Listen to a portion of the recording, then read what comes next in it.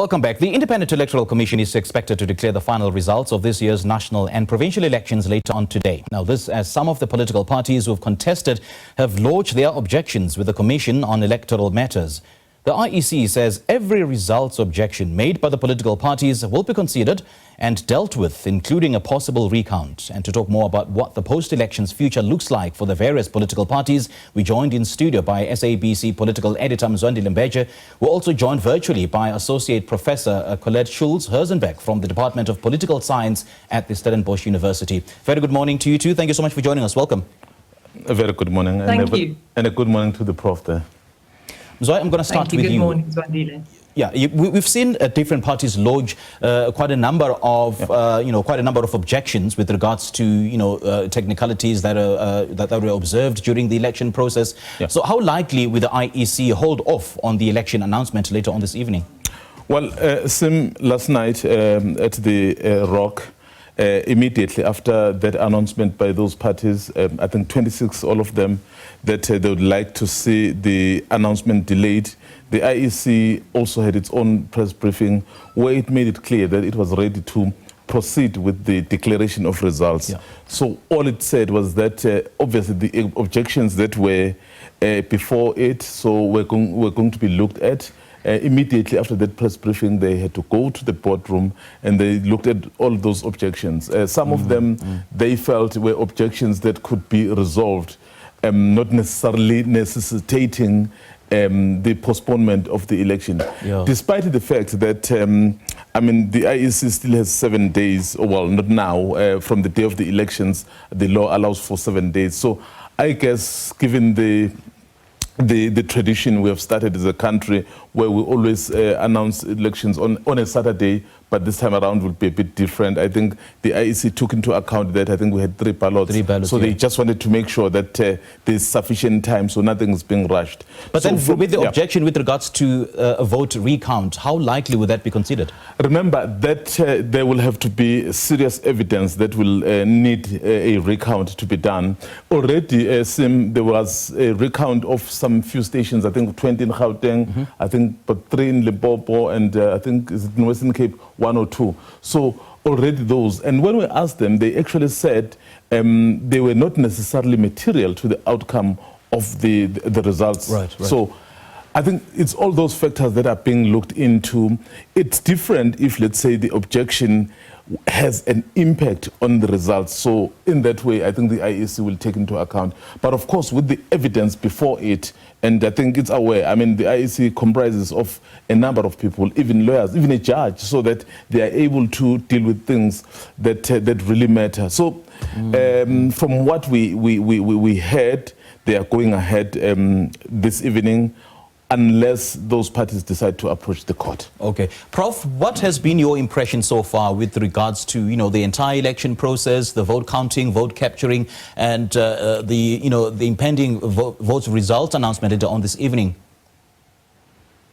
Yes, good morning. I think the IEC always had quite a significant challenge in this election. There were a number of new factors, the introduction of independence, the introduction of a third ballot, a reduced budget, and I suspect that the IEC has had to manage new factors, new aspects that have created all sorts of logistical headaches and glitches along the way. But I think the overall impression is that it's been a smooth election.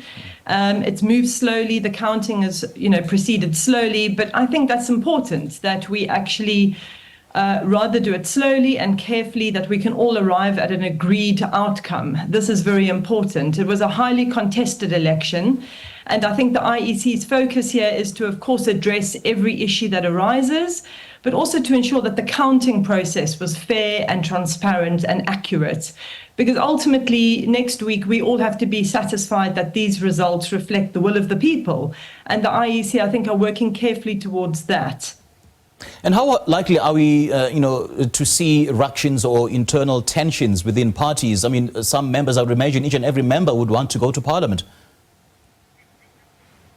Well, yes, certainly. I think, the focus is now on the allocation of seats. Very quick, we'll see which political parties are able to send what proportion of their list to actual seats across the 10 legislatures. And I think this is where we're going to really be, looking, the focus of political parties will be looking at how many seats are actually, how much representation they will have in terms of seats.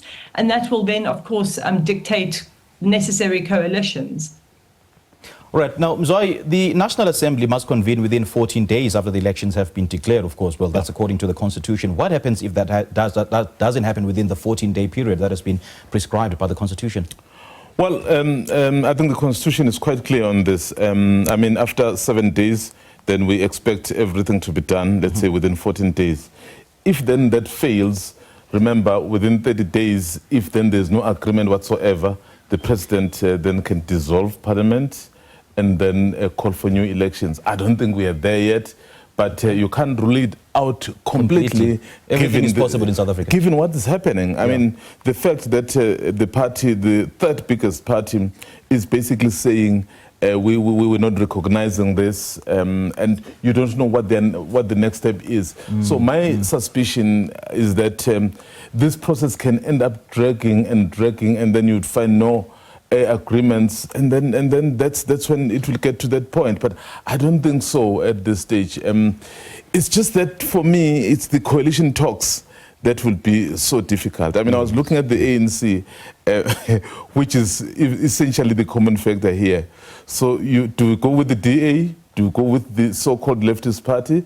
In short, damned if you do, damned if you don't. Yeah, and especially because we've now been receiving reports that some ANC leaders threaten to quit the party if the ANC goes into a coalition with the Democratic Alliance. Because I would imagine the different ideological clashes between the two parties. Exactly, and I think from now on, you'll start hearing some people talking about the interests of the country more than the interests of the party. Because if then you are locked into ideological perspectives, you certainly will not agree. I mean, let's just look at something that is very simple. The approach towards the Middle East question between the ANC and the EFF. Between the ANC and the DA. They are worlds apart. So if then that could be the deciding factor, so they would never agree on that one. So it's things like those. So clearly, the interests of the country, these parties, all of them, when they stand on the podium, they tell us that they want to do it for us as South Africans.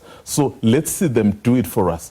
Can they put their interests aside and do that for us? If then that fails, then the Constitution, as I've said, does provide for the President to dissolve the National Assembly and call for elections. I don't think everyone is ready for that. I think we already fatigued from what is happening. Yeah. Now, Prof, just picking up on our political editor's point there with regards to coalitions, what do you think will be at the center of these coalition partners' agreements? I mean, given the ideological clashes between them, he just made an example of the Middle East issue, and which the ANC and the DA, of course, differ on. Sure. Look, I think there's a lot of posturing around those issues, but I think ultimately, as Mzwandile mentioned, there is this talk, there's this rhetoric about we will do what's best for the country. And I see that as a bit of a signal that perhaps some of the large, more moderate parties will pull to the center on this. It's not clear to me that the ANC and the DA can't yet work together, or at least attempt to find some agreement on how they will work over thorny issues. And there will be thorny issues. But I also think, if you look across policy in the country and you look across the manifestos of these parties, I don't think they're so far apart ideologically as they necessarily appear to be when they're in campaign mode and doing their political posturing. It's going to be equally as difficult for the ANC to be able to justify a coalition with MK. It also needs all these political parties going into these coalition talks have a very large consideration, which is their support base. And they have to carry those support bases with them. And I think they're going to be combinations of coalition agreements that might be really untenable, unpalatable for certain support bases. I would imagine that would also pertain to an ANC-MK mix. Will ANC supporters be comfortable, be happy, coalescing at national and provincial levels with the MK? This is a very divided two partisan groups that are very divided and divisive at the moment. So I think, this is really an important issue that political parties are going to have to understand that they need to carry their support bases into these working coalitions.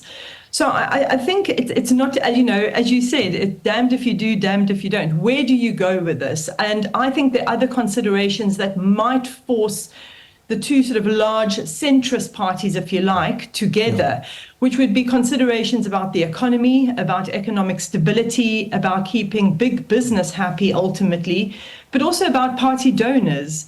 A lot of money's come into political parties in this election, and they're going to have to appease those donors, which are largely business interests. And I think any move to a radical left or a radical right will not do that. So these are the sorts of pragmatic discussions that are going to have to play themselves out within political parties before they can really make informed decisions. And perhaps most importantly for the ANC, the internal politics of that party will dictate who they ultimately or where they ultimately decide to shift in terms of a coalition. And having said that, Prof, I'm actually glad you raised that point. But the big problem here is that coalitions are not regulated and are solely at the hands of politicians. So what could possibly be the legal instrument that would coerce both coalition partners to make public their agreements on why and how they form the coalition in the first place, and how to guide such agreements so that in the event that they don't stick to their coalition agreements, well, of course, at the detriment of public service delivery, what would possibly happen? Oh, absolutely. I mean, this is a challenge for national and provincial level. We understand that there are regulations in the making for local government coalitions precisely because they've been so unstable, and governance delivery has suffered as a result. Now, we are going to have to put our foot on the accelerator in this regard. We need working arrangements for national, particularly national and provincial levels, to manage coalitions. We need a governance framework for coalitions. And so I think, you know, in the interim, while we wait for that to happen, these political parties are going to have to show a level of sophistication and maturity that's, you know, almost unique to national politics in the country. And I think what could possibly happen in the next few weeks is that there are informal working agreements that are struck between the larger parties to allow us to be able to elect a president in the next couple of weeks. And then thereafter, those arrangements either become informal agreements to work and cooperate together where possible, or they become more formalized arrangements, and that will take months. Yeah, of course. Now, Mzwai, what and who should determine the allocation of parliamentary seats? I mean, should it be the performance of the parties at the elections, or should it be a consensual agreement between coalition partners as to which party or which member goes to parliament? Going to parliament. Remember, this election basically will determine that. In fact, as we are speaking about the declaration this evening, so that's when we will exactly know, because they will then tell us so how the seat allocation is done. So it's outside of their hands. Okay. So that if this evening you'd know exactly. Right now we're basing it on projections that the ANC is likely to be around 160 and 87. So those are the projections. But the IEC is dealing with that because remember they are managing these elections. So they will tell us that this has been the outcome. And then those people go to parliament. Then it's up to them. Remember, once all 400 members of parliament, once they are in there, yes, they're representing different parties, but they are now members of parliament.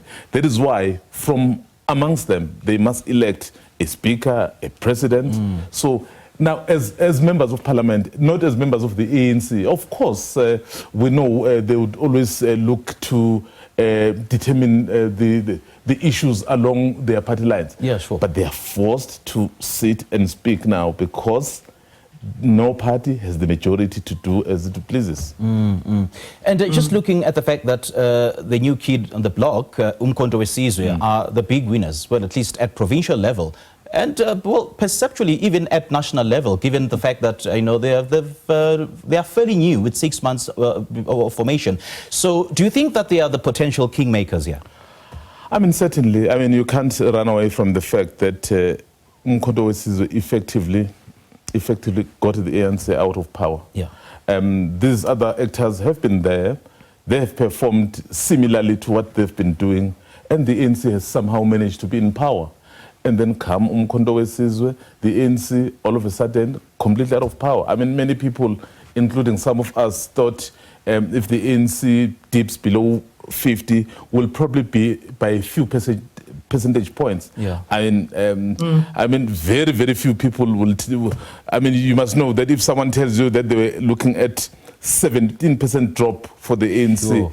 it was like, yeah, it was too much. Totally unprecedented. So the fact of the matter is that Umkhonto weSizwe has really changed the landscape of the political situation in the country. I would never, as the political editor following events, I would never have said they would be number 3. I knew they were going to have an impact, but I probably thought they would be number 4 and then somehow rattle the ANC. Nobody thought that as well. I never thought they would be number 1 in KZN. So as much as I knew that they were going to have a huge impact, but the scale of the impact that surprised just about all of us. Because the only saving grace potentially, well, at this moment, is the DA for the ANC in terms of, a coalition partner. But I don't think the ANC should completely avoid the MK party, either at national level or at provincial level. And remember that the ANC at this point will be avoiding the MK, given the utterances by the MK spokesperson that the only condition for working, for a coalition agreement between ANC and MK is that President Ramaphosa leaves, which I don't think the ANC is ready for that. I mean, let's be honest. As we sit here, and I'm sure throughout the night, those negotiations are happening either informally or formally. I mean, at the IEC where we were, I mean, those people, the MK people and the ANC people, were interacting. I mean, by the way, remember, they're from the same party. Those are comrades. Yeah, sure. So clearly, they have started speaking, whether informally or formally, they have started speaking. So I suspect they will start with them in terms of checking what can be done. But I think the reality is that, as Prof said, the reality is that we are really, really, really likely to see an ANC-DA coalition in this context. Just before, perhaps you move to another point. There was a meeting of the multi-party charter partners yesterday. Yeah. And all combined, I think they are at around about 25, 26. So which means really there's not much impact they will make. I can tell you now, I even know from my sources, I think 3 of the main partners there, the DA, the IFP and the Freedom Front Plus, expressed the willingness to work with the ANC. Remember, when it was crafted, the ANC was a no-no. The voters said, no, you will. Sure. And I suppose, Prof, one of the biggest lessons for the ANC is that they should never, ever underestimate the smaller parties, the new parties, or the emergent parties, as it were. So is this a lesson that they will take going forward? Yes, it's been a lesson for everybody, I think. Analysts, political parties. I mean, really, as Mzwandile said, it was almost impossible to imagine this kind of percentage drop for the ANC. What we've seen in previous elections are 4% declines at each election. And that's largely because dissatisfied ANC voters have left the party, certainly, but they haven't necessarily switched their support to go to any other political party. And what that's effectively done is help the ANC stay in power. Because it really doesn't change the vote share for the smaller parties if they don't move to them. But in this election, you have this kind of massive disjuncture, this kind of split within the ANC that's able to emerge into an electoral result by virtue of MK coming forward and forming this political party. And I think the ANC underestimated this massive shift out of the party towards MK. What's very interesting about this is, who are these MK supporters? And I would imagine it's a real mix of genuine support for MK and what it stands for. And people will probably regard it as a party that's willing to assert regional interests. Okay, Prof, unfortunately, we're out of time. Just in 10 seconds, at the center of this, of course, is the job of President Cyril Ramaphosa, which is on the line, I suppose, because the ANC, well, he needs about 41 votes in Parliament. Out of the 400 seats, it needs about 41 votes to get to the presidency. So if there is no coalition agreement with the Democratic Alliance, what then happens? well, then we have a bit of a stalemate situation, and the president's going to have to cobble together a number of parties on particular issues as legislation moves forward. And that's complex and difficult. And there's not one legislature, but many legislatures to have to strike those sorts of deals. So in a sense, there will be pressure to choose the most uncomplicated or least complex combination. All right. Professor and Mzwandile, great chatting to you. Thank you so much for joining us. Thank you. Great stuff. That was SABC Political Editor Mzwandile Mbeje and Associate Professor Collette Schulz, Herzenberg, from the Department of Political Science at the Stellenbosch University, giving us their analysis, of course, on the election results, outcome of this year's national and provincial elections.